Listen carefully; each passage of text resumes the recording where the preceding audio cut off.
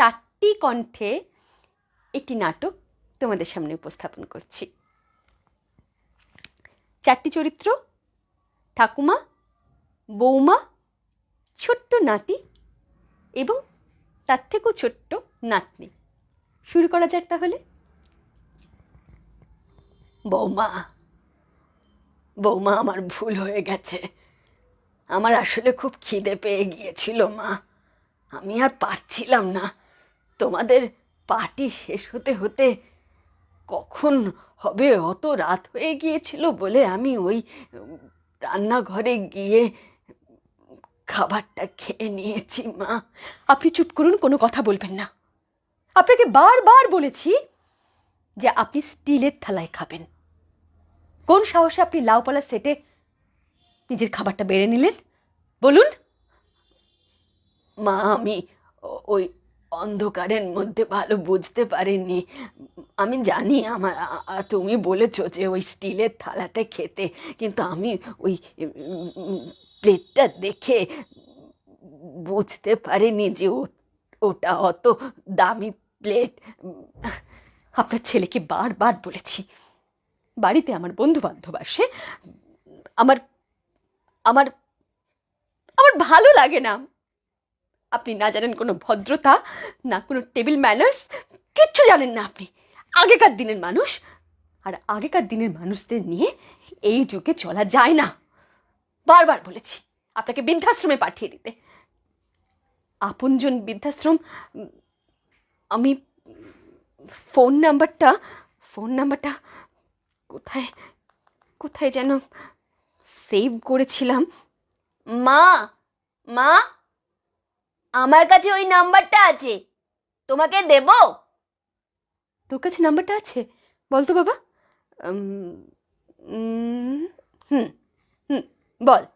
97 482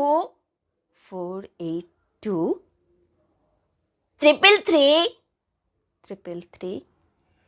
12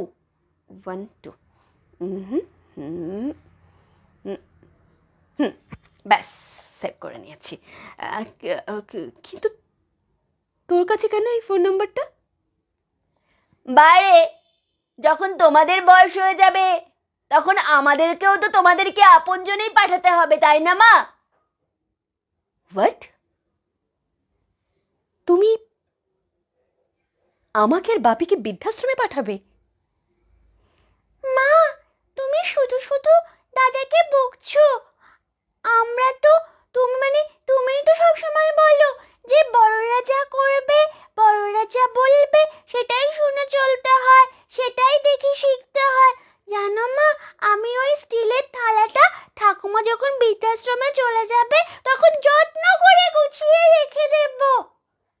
স্টিলের থালা যত্ন করে গুছিয়ে রেখে দেবে মানে?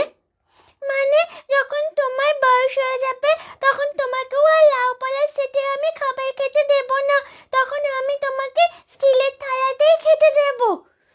রুমকে! বৌমা, তুমি আমাকে যা বলো বলো, ছেলে মেয়ে দুটোকে বকো না মা। আমার ভুল হয়ে গেছে মা। তুমি খোকাকে বলে আমাকে আপনজন বৃদ্ধাশ্রমে পাঠিয়ে দাও। আমার জন্য তোমাদের এত অশান্তি, আমার জন্য ছেলে মেয়ে দুটো বকা শোনে। একটা কথা শুধু বৌমা, যদি তুমি অনুমতি দাও বলবো মা। ন্যাকামো না করে যা বলবেন পরিষ্কার বলুন। ছেলে মেয়েদের সামনে আমার সঙ্গে এত খারাপ ব্যবহার করো না মা। দেখলে তো তোমরা যা বলছো, যা করছো, ওরা তাই শিখছে। এরপর ওরাও বড় হয়ে তোমাদেরকে বৃদ্ধাশ্রমে পাঠিয়ে দেবে আর বলবে যে ছেলে মেয়েরা বড় হয়ে বাবা মাকে দেখে না। আসলে ছোট ছোট ছেলে মেয়ে, তারা যা দেখে, যা শোনে, তাই তো শেখে। আমি চাই না আমি যে কষ্টে থাকি সেই কষ্ট তুমি আর খোকন পাও। আমি তো মা, আমার যা হয় হোক, তোমার আর খোকনের যেন শেষ বয়সে কোনো কষ্ট না হয় মা।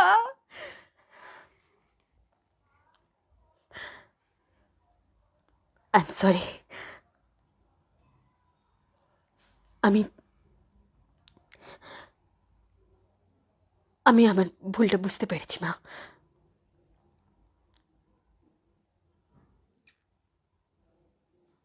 আপনি কোথাও যাবেন না।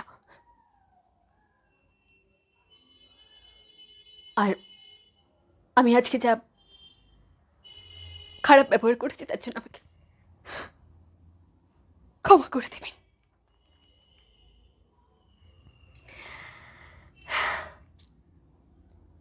আমার এই বছরে 18 বছর কমপ্লিট হলো। আমি তো একটি ছোটদের স্কুলে পড়াই, আমি সরকারি প্রাথমিক বিদ্যালয়ের শিক্ষিকা। সত্যি কথা বলছি, ছোটদের কিন্তু সত্যি কোনো দোষ থাকে না। আমরা ওদেরকে যা শেখাই, যা বলাই, ওরা সেটাই বলে, সেটাই শেখে। তাই আমি একজন খুব সাধারণ পারফর্মার। আমি সমাজের কাছে আমার সামান্য ক্ষমতা দিয়ে বলবার চেষ্টা করলাম যে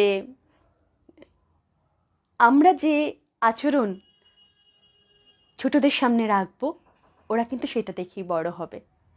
তাই আসুন, কোনো বাবা মা যেন শেষ বয়সে বৃদ্ধাশ্রমে না থাকে। তারা যেন সত্যি সত্যিই আমাদের আপনজন হয়ে আমাদের মধ্যেই থাকে। সকলে খুব ভালো থাকবেন। নমস্কার।